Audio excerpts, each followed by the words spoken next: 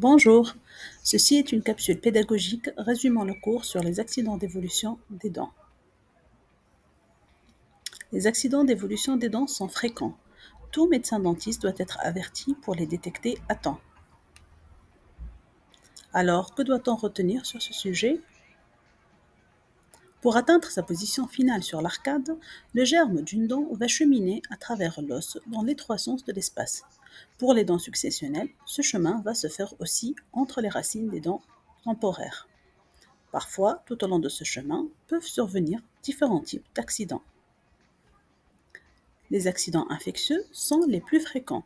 Ils peuvent parfois constituer un état d'urgence pouvant aller à mettre en jeu le pronostic vital du patient.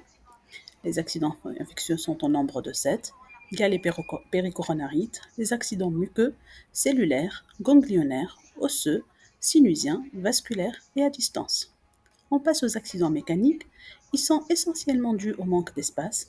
On retrouve les lésions carieuses sur les dents adjacentes, les troubles de l'articulé, les lésions muqueuses mécaniques à type d'ulcération et les fragilisations pouvant mener à la fracture des maxillaires, surtout à la mandibule. Les accidents kystiques et tumoraux sont heureusement rares. Parfois, il y a plusieurs options thérapeutiques en fonction de l'âge du patient et la clé du succès, c'est de toujours penser à préserver le germe de la dent en cause. On finit par les manifestations à distance.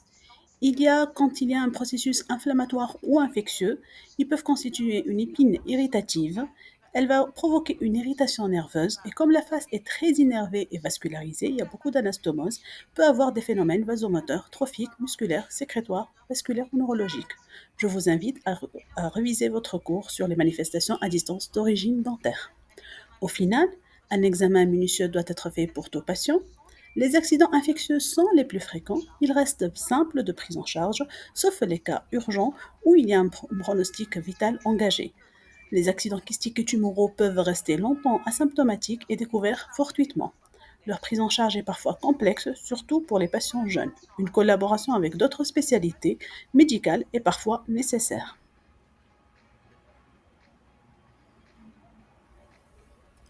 On se retrouve donc à l'amphi au mois de novembre pour analyser ce cours. Ceci n'est qu'un résumé. Je vous remercie pour votre attention.